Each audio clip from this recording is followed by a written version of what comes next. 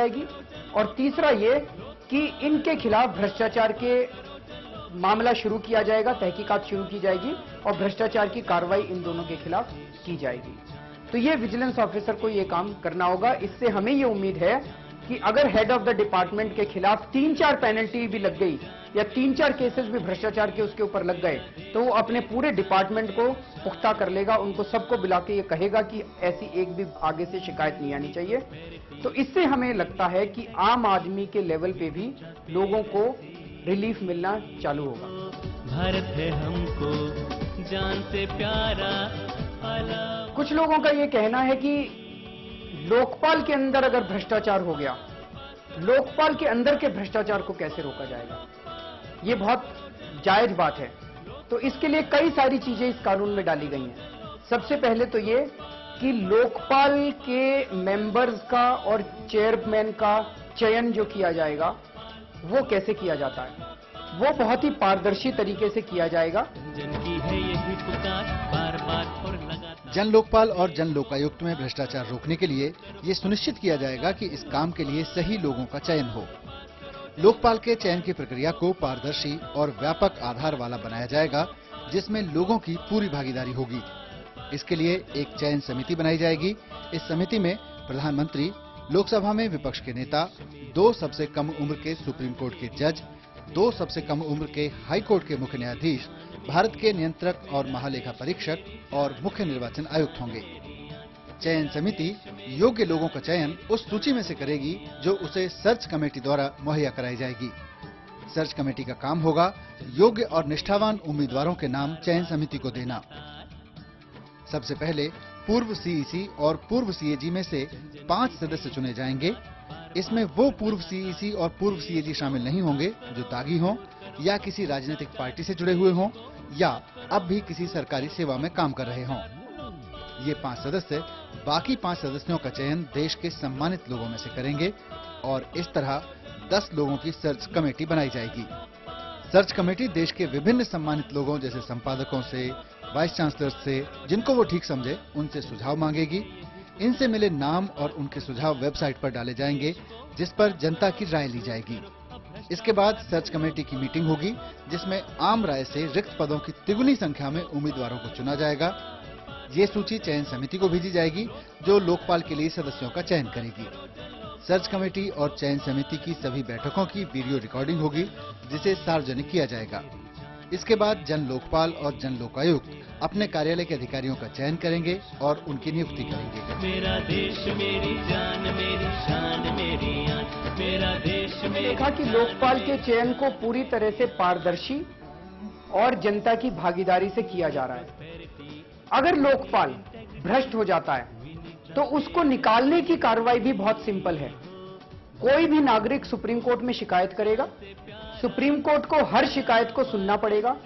पहली सुनवाई में अगर सुप्रीम कोर्ट को लगता है कि पहली नजर में मामला बनता है, तो सुप्रीम कोर्ट एक जांच बिठाएगा।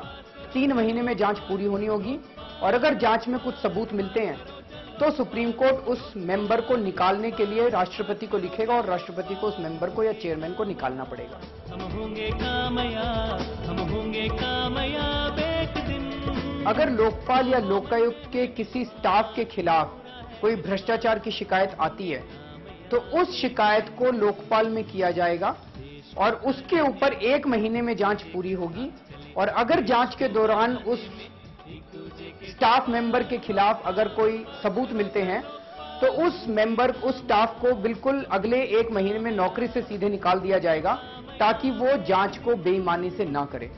मन में है विश्वास, पूरा है विश्वास, हम होंगे। लोकपाल के अंदर की जो प्रक्रिया है, कामकाज की प्रक्रिया, उसको पूरी तरह से पारदर्शी बनाने के लिए इसमें लिखा गया है। जब जांच चल रही होगी तब जांच से रिलेटेड सारे डॉक्यूमेंट्स भी पारदर्शी होने चाहिए, लेकिन ऐसे डॉक्यूमेंट्स जो जांच को ऑब्स्ट्रक्ट कर सकते हैं, जांच में बाधा पहुंचा सकते हैं, तो जब तक जांच चल रही है तब तक सारे डॉक्यूमेंट्स हो सकते हैं ना दिखाए जा सकें। लेकिन जांच पूरी होने के बाद किसी भी केस में सारे डॉक्यूमेंट्स उस जांच से रिलेटेड वेबसाइट पे डालने जरूरी होंगे लोकपाल के लिए, लोकायुक्त के लिए, ताकि जनता ये देख सके कि इस जांच में हेराफेरी तो नहीं हुई कभी।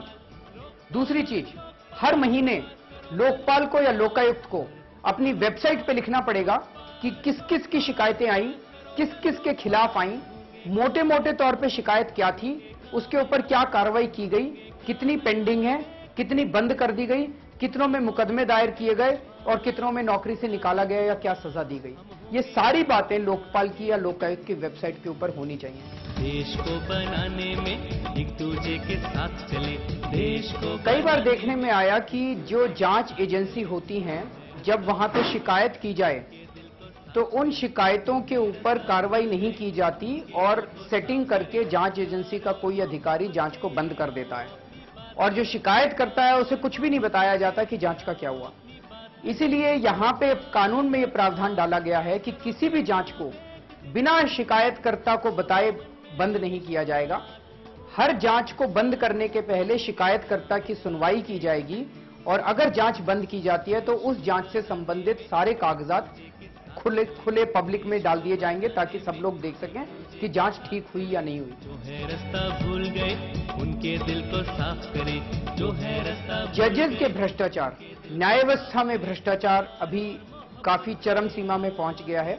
आए दिन हम लोग अखबारों में पढ़ते हैं कि फलाने जज के खिलाफ भ्रष्टाचार के आरोप लगे, लेकिन दुर्भाग्यवश हमारी पूरी की पूरी व्यवस्था में जजों के भ्रष्टाचार को जांच करने के लिए और उनके ऊपर मुकदमा चलाने के लिए कोई भी स्वतंत्र एजेंसी नहीं है। तो जजों के खिलाफ भ्रष्टाचार की बात भी जन लोकपाल बिल में लिखी गई है।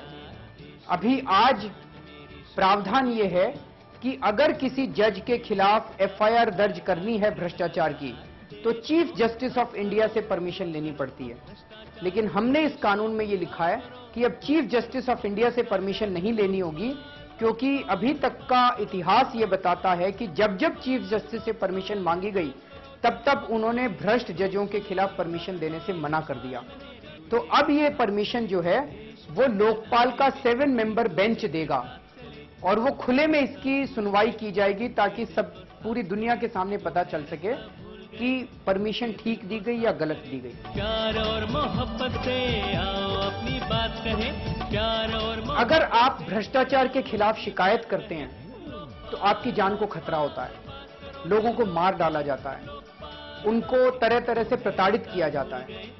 लोकपाल के पास ये पावर होगी और उसकी जिम्मेदारी होगी कि भ्रष्टाचार के खिलाफ आवाज उठाने वालों को संरक्षण देने का काम लोकपाल का होगा।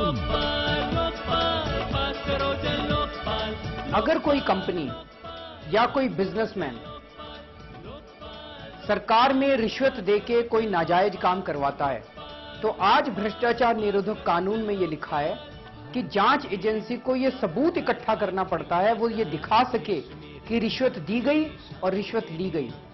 ये प्रूव करना, ये साबित करना बड़ा मुश्किल होता है क्योंकि वहां कोई गवाह मौजूद नहीं होता।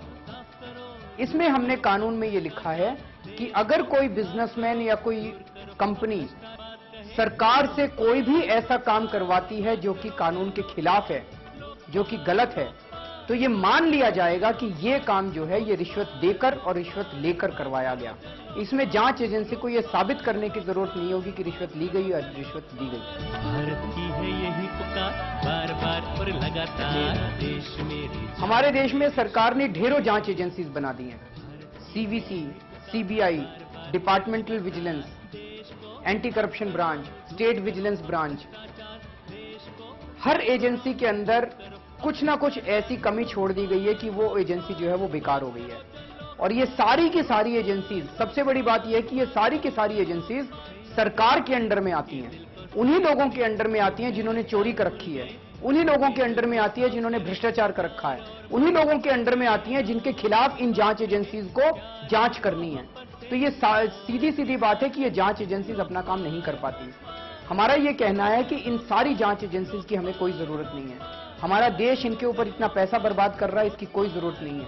इन सारी जांच एजेंसीज को केंद्र स्तर पे मर्ज करके लोकपाल के अंडर में लाया जाए और राज्य स्तर पे मर्ज करके इनको लोकायुक्त के अंडर में लाया जाए। देश मेरी जान मेरी शान मेरी आन, भारत की है यही पुकार। साथियों, बार बार और लगातार। जन लोकपाल